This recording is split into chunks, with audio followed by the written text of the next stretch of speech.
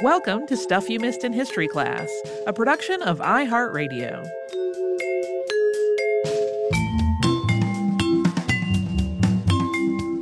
Hello and welcome to the podcast. I'm Tracy V. Wilson. And I'm Holly Fry.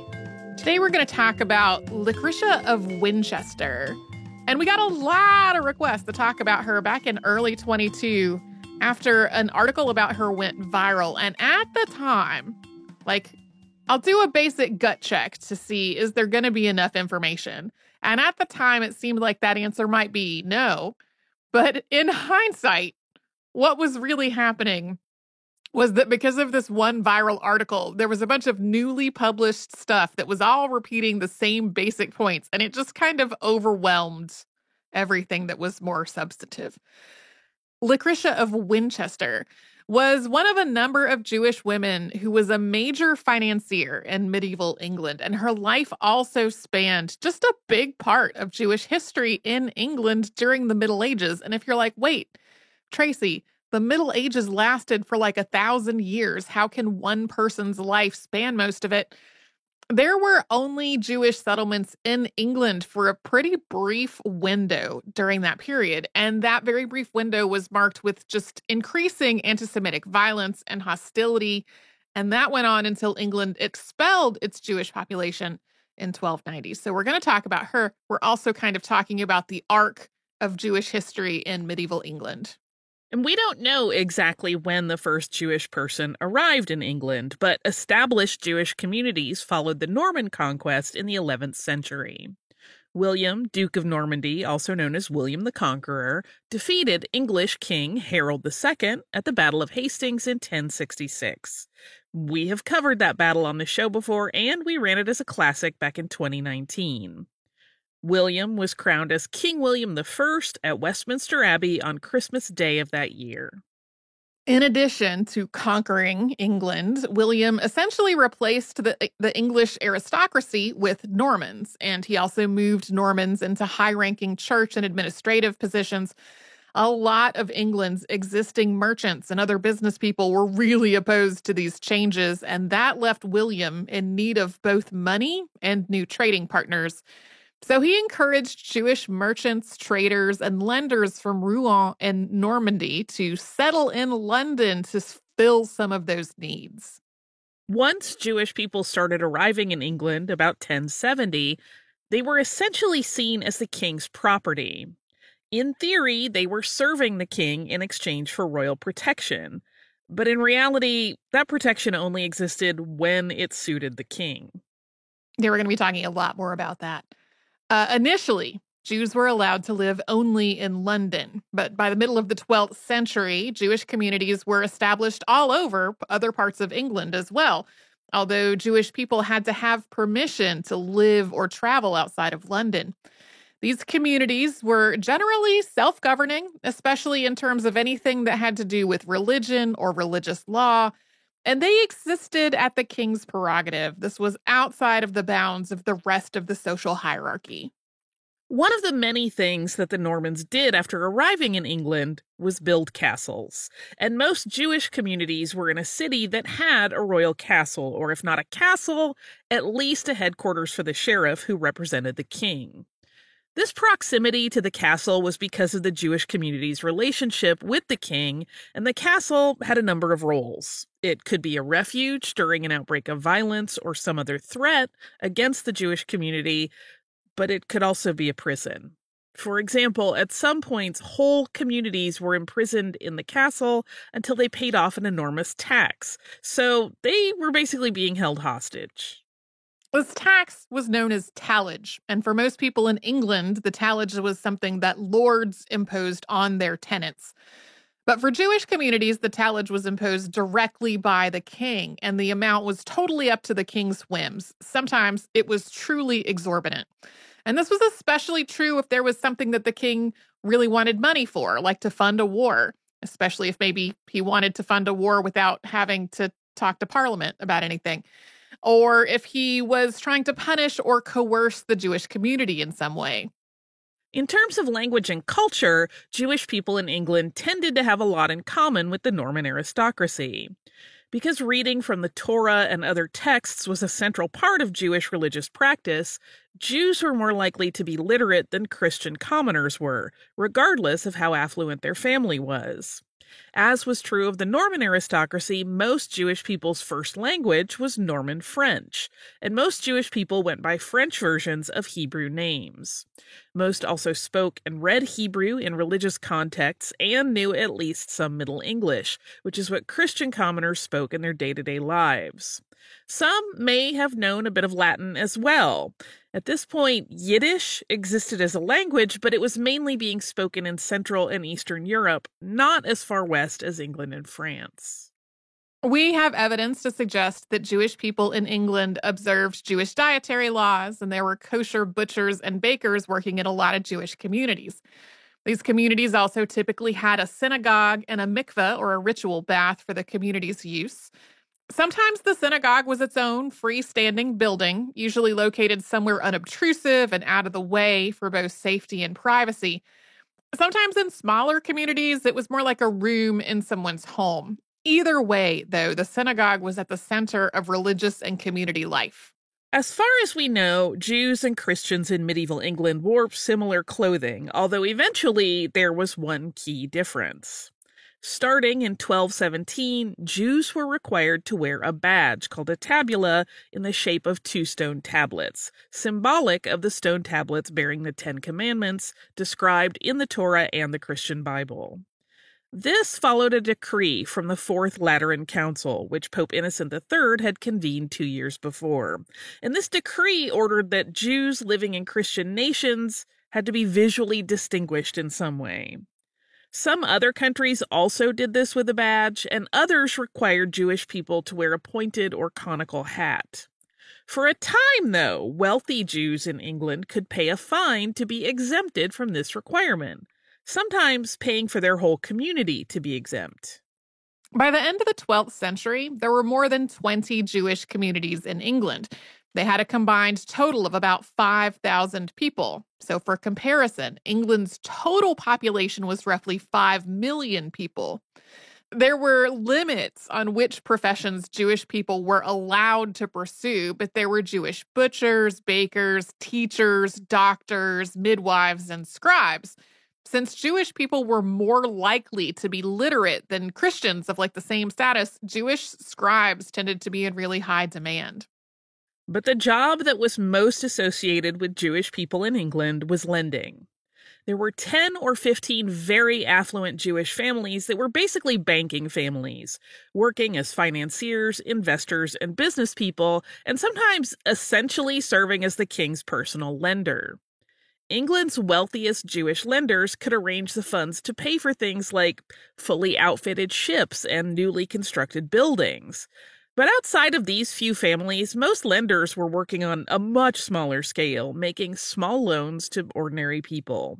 Many were in a role that was more comparable to kind of being a pawnbroker today. One reason why Jewish people were associated with lending in England and in a lot of the rest of Europe has to do with religious law. The books of Exodus, Deuteronomy, and Ezekiel are part of both the Hebrew Bible and the Christian Bible. If you're not familiar, those contain the same books in the Hebrew Bible and the Old Testament of the Christian Bible, but in a different order, and the interpretations vary a little bit. These include scriptures that prohibit the charging of interest to people in need, as well as charging interest to one's brother. There are varying opinions on how to translate and interpret the word brother, but during the medieval period, Jewish leaders generally interpreted this as a prohibition on Jewish people charging interest to other Jews. But Christian leaders in the medieval period viewed charging interest to anyone as usury, because charging interest was seen as avarice, and that was a sin. I really don't feel qualified to get into all the theological nuances here, but many Muslims also viewed and still view all forms of interest as usury. So in a lot of places during the medieval period, Jewish lenders filled part of the gap between religious prohibitions on usury and the realities of living in a society that used money. To be really clear, though, Jewish lenders were not filling all of that gap. There were Christians who loaned money and charged interest in spite of the religious prohibitions against it, and there were Christian military orders, including the Knights Templar, and those essentially worked as banks. When Lucretia of Winchester was living, Italian lenders were also becoming well established all over Western Europe, generally known as Lombards, even though they were not necessarily from Lombardy. In other words, even in England, where the king's policies were really pushing them toward working as lenders, most Jewish people were not lending money, and most people lending money weren't Jewish. The idea of the, quote, Jewish moneylenders was really rooted in prejudicial stereotypes. Like, just the word moneylenders is loaded with connotations that doesn't apply to a word like financier or banker, which was basically the same thing. This association between Jewish people and lending also led to a lot of backlash because of the connection to something that other religions saw as sinful, and because, as a whole, working as lenders meant that a lot of Jewish communities were relatively wealthy. This didn't necessarily extend to the wealth of any individual person, though. Like, an individual Jewish person might be about as wealthy as their Christian neighbor, but like as a group, they tended to be affluent. This also circles back to the community's relationship with the king. Like, if the king was facing opposition from the nobility over some issue, he might cancel all their outstanding loans from Jewish lenders. It was completely within his power to do that. Or the king might help pay for a war by canceling the debts of nobles who agreed to serve, rather than directly paying them for their service. Although a series of English kings basically used Jewish lenders as their own personal bank, whether they repaid those loans, that could be totally arbitrary. And that brings us to the life of Lucretia of Winchester, who, among other things, was the personal financier to King Henry III. We'll talk more about her after a sponsor break.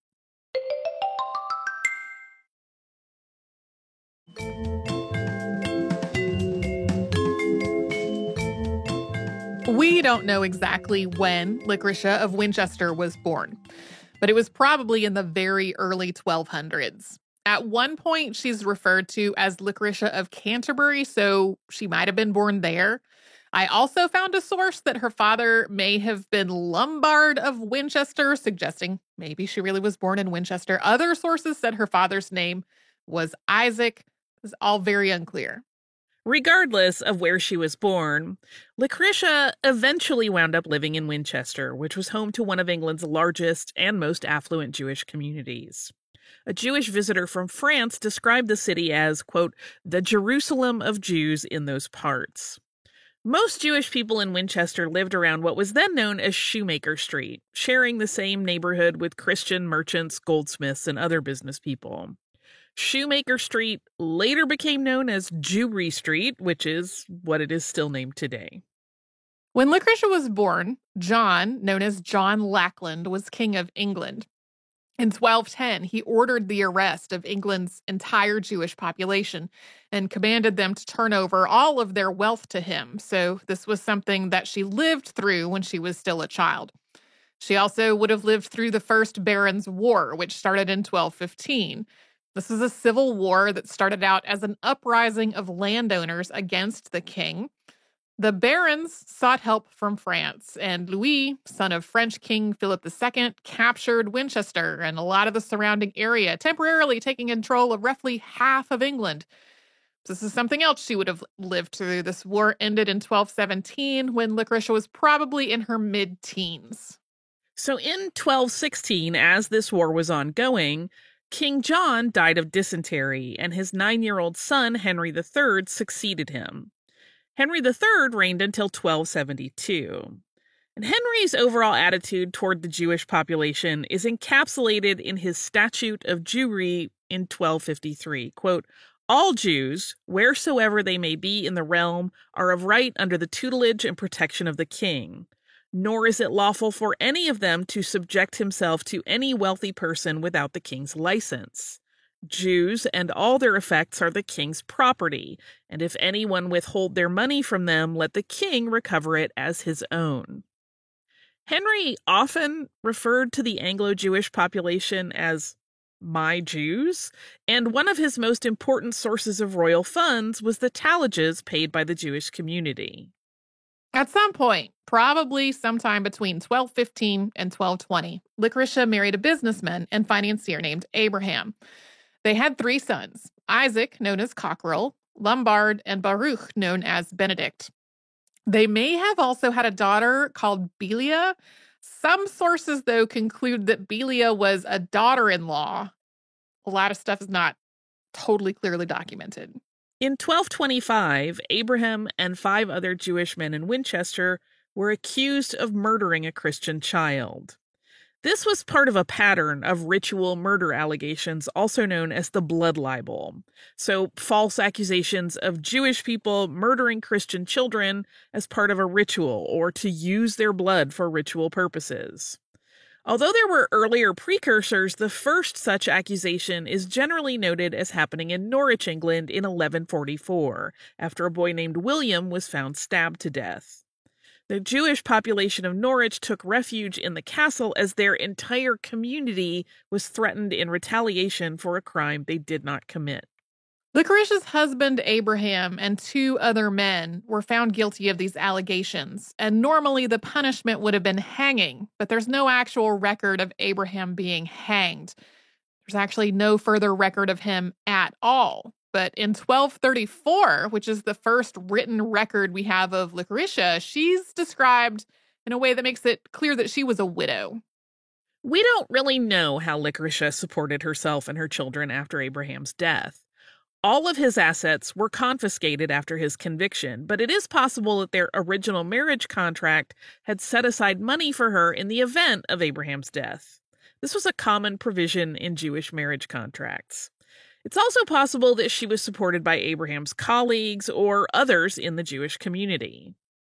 While we don't know what her original source of funds was, we do know that Lucretia made wise use of those funds. By the end of the 1230s, she had become one of the biggest financiers in Winchester, and by the 1240s, she was independently wealthy. In 1239, the Royal Council demanded a tallage of 1/3 of all the chattels or tangible property of England's Jewish community, including the value of outstanding loans, ultimately calling for a total of 20,000 marks. This was a truly enormous sum, especially considering that, with only a couple of exceptions, the tallage had been between 2,000 and 3,000 marks per year over the previous 2 decades. A mark was 2/3 of a pound, which would be very approximately 500 British pounds or 636 American dollars in today's money. So this tallage was worth millions and millions of dollars.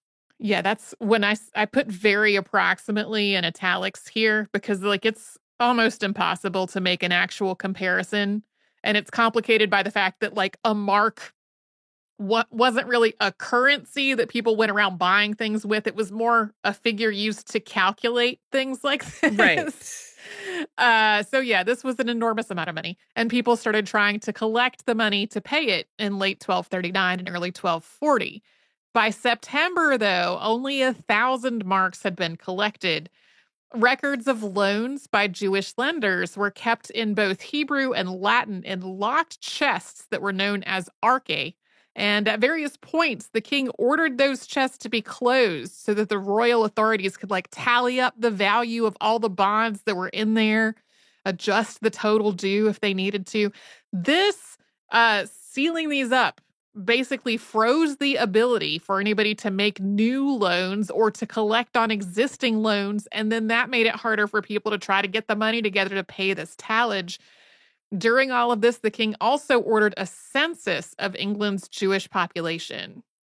Finally, in January of 1241, the king ordered the sheriff of Northamptonshire to, quote, cause to come before us at Worcester on the Sunday next before Ash Wednesday 6 of the wealthier and more powerful of our Jews of Northampton, and from each town in your shire in which Jews dwell 1 or 2 Jews according to their numbers.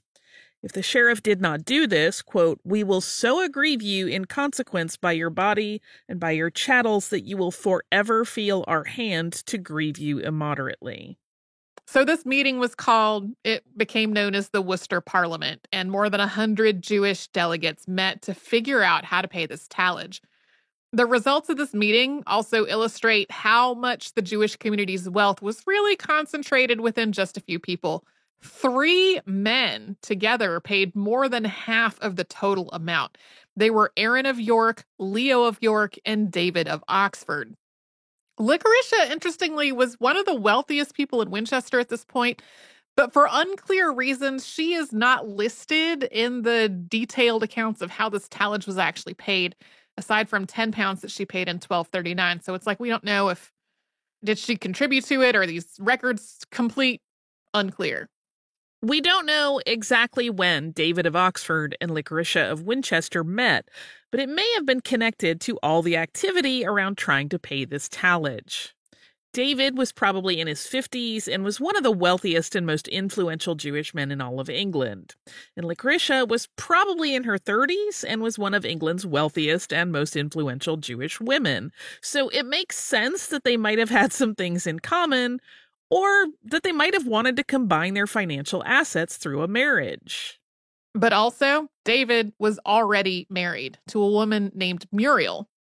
David and Muriel didn't have any children, and it's possible that David used this as a justification to divorce her. When a Jewish person died, a third of their estate went to the crown, but if they had no heir, then the crown got all of the estate. So David may have wanted to try to make sure that part of his wealth stayed within the Jewish community rather than all of it being forfeited to the king by divorcing his wife and ideally having a child with someone else. Although divorce was not particularly common or accepted in Jewish communities at the time, there was an established process for how it was handled through a Beit Din, or Jewish court. Depending on how large a Jewish community was, the court might be made up of rabbis and lay people, or it could be a panel of rabbis only. The husband was the one who had to bring the matter before this panel, but the custom at the time was that the wife had to consent to the divorce.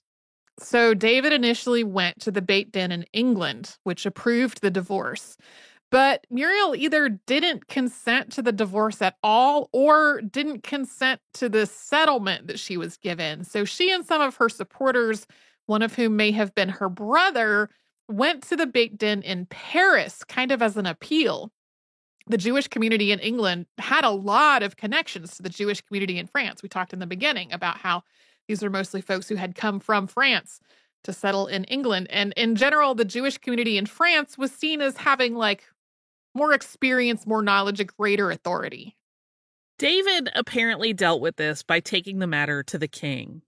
Henry III issued a decree that rabbis, regardless of whether they lived in England or France, could not force David to, quote, take or hold any woman to wife except at his own free will. And this also wound up having much wider ramifications. Henry also demanded that Muriel and her supporters explain why they had gone to a French court to try to overrule an English one, and he banned the convening of Jewish courts in England. This ban, though, does not appear to have been strictly enforced. David's divorce was completed in 1242, and he and Licoricia married sometime after that. They had a son together named Asher, also known as Sweetman. Some sources describe Asher and Sweetman as 2 different people, but that actually seems unlikely because David died in February of 1244, so he and Licoricia were married for less than 2 years.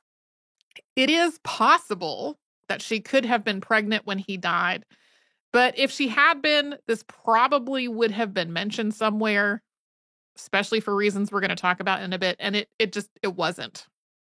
We don't know much about what happened to Muriel after the divorce was finalized. She doesn't seem to have remarried, and the written record suggests that she struggled financially. Among other things, there's documentation of an unpaid tallage. The last written references to Muriel are from 1253. First, she was ordered to repair the house that she had been living in, which she had gotten as part of the divorce settlement. Then the house was turned over to Licoricia and Asher. We don't really know what happened here. It's possible that Muriel lost the house because she hadn't made the required repairs, or even that she died. We'll get to what happened to Lycuricia and the rest of her family after David's death after another quick sponsor break.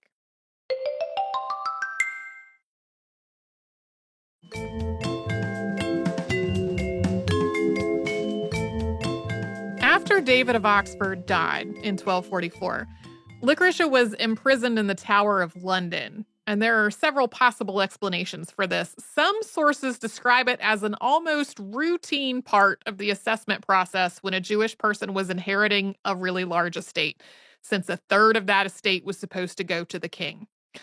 Others make it sound like an effort to make sure that Lycuricia couldn't interfere with that assessment process or remove any of David's property before it was assessed.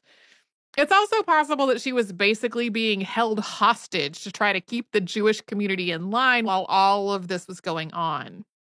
6 Jewish men were appointed by the king to oversee Lycuricia's business affairs while she was in the tower. Her son Asher would have been a baby, so he may have been in the tower with her, but we don't really know. Lycuricia was imprisoned for about 7 months, and there's no record of her being pregnant or giving birth in the tower, which is part of why some scholars have concluded that Asher and Sweetman were the same person. Ultimately, Lycuricia seems to have negotiated a deal regarding her inheritance. She paid the crown 5,000 marks to keep control of David's whole estate, including all of his outstanding loans, rather than just the 2/3 of it that was normally how things were handled. About 4,000 marks of that payment was used to build a new shrine to Edward the Confessor at Westminster Abbey, who at the time was considered the patron saint of England. This shrine was kind of one of the king's pet projects. She also paid an inheritance tax of £2,500, and she was exempt from future tallages as long as she paid the crown 24 marks a year. As we said earlier, really hard to try to convert a medieval currency amount to like modern equivalents, but one source that I read approximated that 5,000 marks was about 2.5 million pounds or roughly 4 million American dollars. This was a ton of money, but it also does not seem to come even close to like a whole third of David's estate. After being released from the tower in September of 1244, Lycuricia kept expanding her business, traveling all over England to do so. Her clients included the king and members of the royal family, as well as members of the aristocracy and the Catholic Church. She also made loans to landowners, farmers, and other less affluent people. She met with the king regularly, most often when he was in Winchester. She became so prominent that her sons were often referred to as son of Lycuricia rather than by their father's names. This was most striking for Asher, since his father David had been even more prominent and powerful than his mother. A lot of the records that we have of Lycuricia's later life come from financial and court records.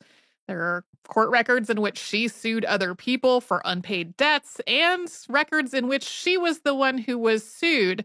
Some of these cases sound really dramatic. For example, in about 1250, Sir Thomas Charlecote died after drowning in a lake on his property, and he had a loan from Lycuricia still outstanding.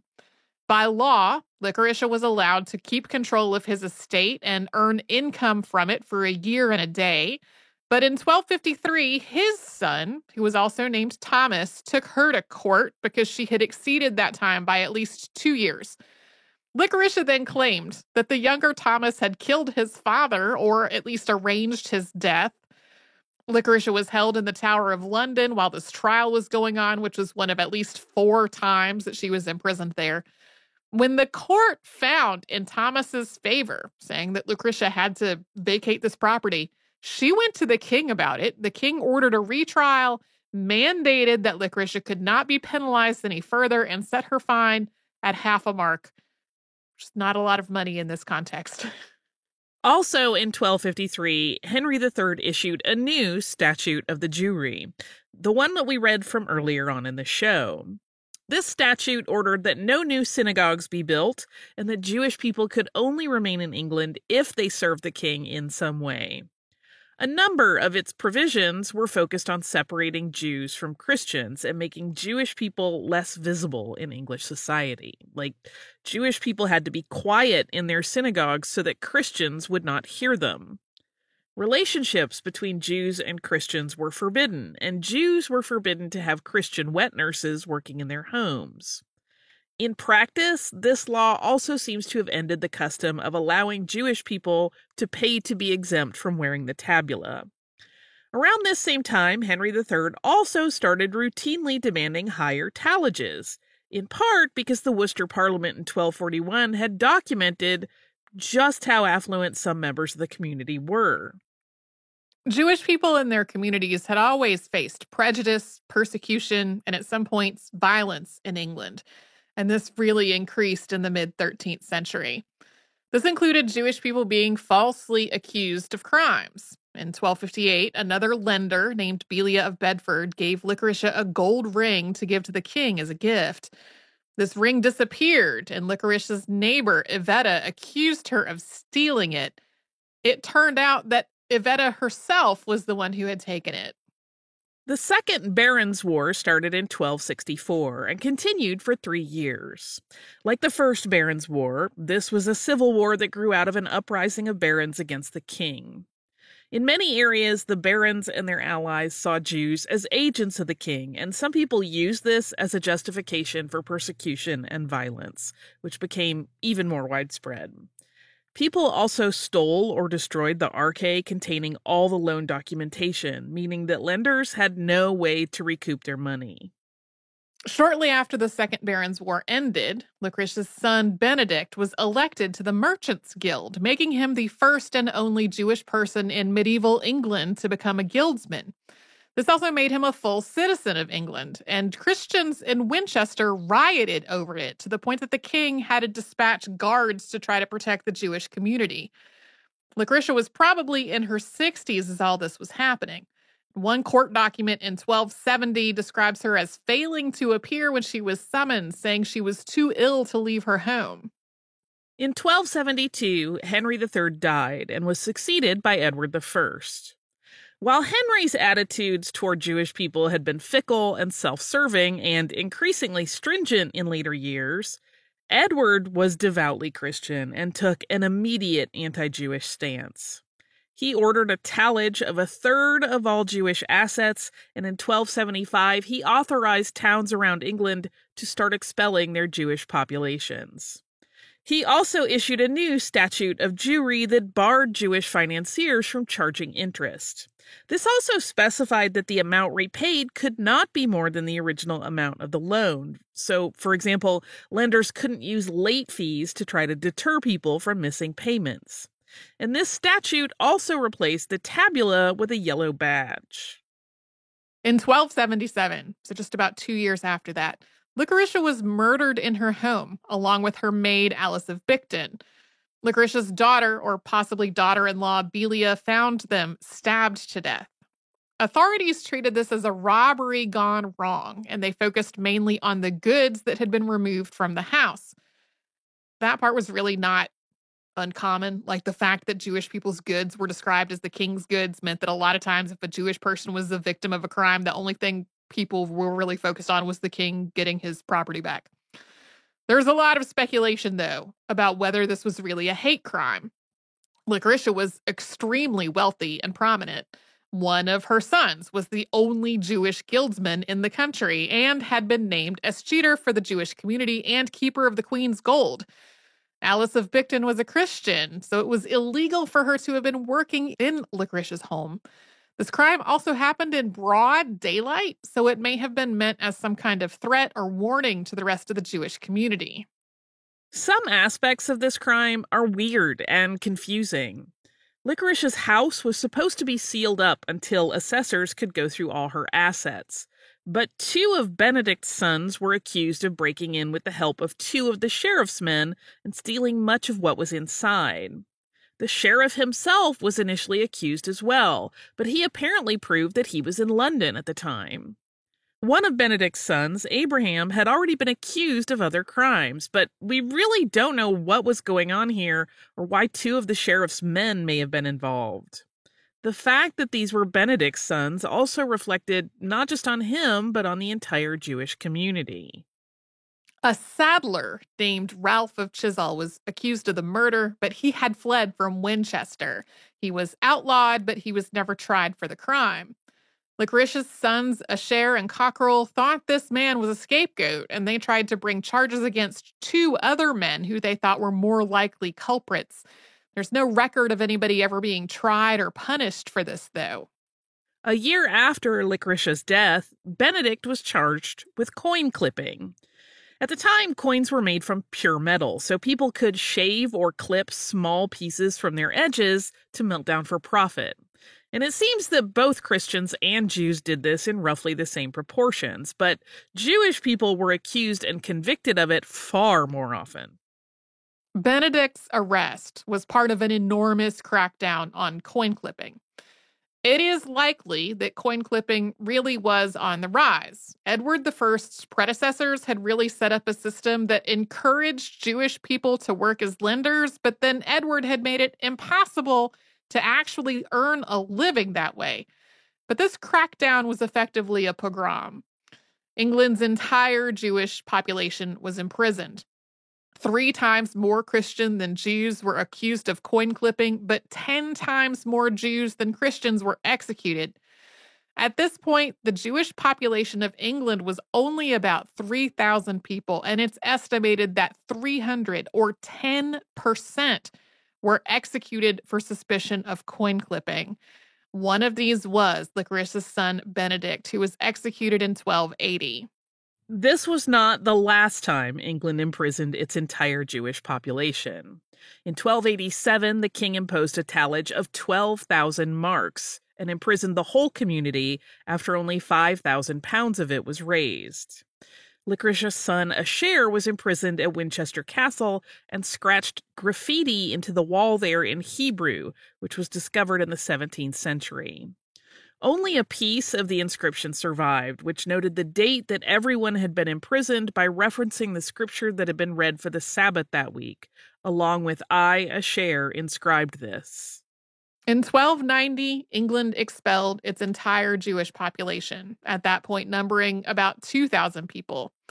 Asher and any of Licuritius' other surviving children and grandchildren were driven from England at this time. People were allowed to take their possessions with them, but their houses and anything they couldn't carry was forfeited to the king.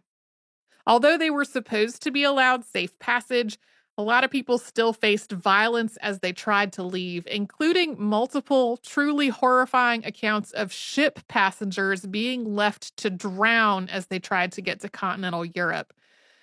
This was the first of a series of expulsions all across Europe, including from Spain in 1492. We covered that expulsion on the show before. The prohibition on Jewish people in England remained in place until 1657.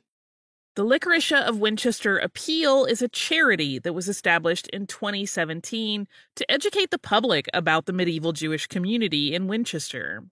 The organization raised funds for a life-size statue of Licoritia. This statue is now complete. It is the thing that prompted these articles that went viral last year. In this statue, she's walking along with a young Asher. She's holding his hand and carrying a tallage roll in the other. He has a dreidel. This statue was sculpted by Ian Rank Broadley, and it was unveiled on Jewry Street in Winchester on February 10th of 2022. King Charles II, who at the time was still Prince Charles, was supposed to be part of this unveiling, but he had COVID, so he had to visit about a month later. The Licoritia of Winchester Appeal also commissioned a book, which came out in 2022 as well. That's titled Licoritia of Winchester, Power and Prejudice in Medieval England, and that's by Rebecca Abrams. Do you have listener mail today? I do have some listener mail. This listener mail goes back to our square dancing episodes. This person signed their message as Annex 8000 and said, "Hello, you briefly mentioned that in the Caribbean, there are variations on the quadrille as well as ring dances and call and response. In fact, in the 1950s, something emerged that has become a present-day Cuban version of square dancing that has spread through the U.S. and beyond. We dance it here in Los Angeles. It's called rueda. That's wheel dancing. And it started in the pre-revolutionary casinos of Havana. While this particular dance is clearly modern, it likely has some connection to those earlier influences you mentioned. It has a caller who tells the group as a whole which pasos to dance. Usually a rueda group will develop its own pasos as it develops its own identity. The music is better than square dancing music too. There are then some links to learn more about this. And then on a related note, the Cuban mambo is a descendant of the English country dance as well. Thank you so much for this email. I did not know that. Apologies for me not being able to say rueda very well. I feel like I have lost some rolling my R's ability from my childhood. And also I don't know, I stumbled over that. So thank you so much. I did not know any of this. And if you would like to send us a note about this or any other podcast, we're at History Podcast at iHeartRadio.com. We're all over social media at Myths in History. That's where you'll find our Facebook and our Pinterest and our X thing and Instagram. That's the other one. You can subscribe to our show also on the iHeartRadio app or wherever you like to get your podcasts.